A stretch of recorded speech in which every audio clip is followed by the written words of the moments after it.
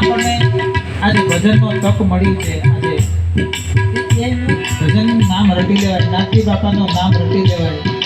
ઘડી પછી અત્યારે તો માણસને શું થાય કોઈ કાંઈ નક્કી નથી. એટલા માટે આ અવસર તારો હરિ ભગવાનો,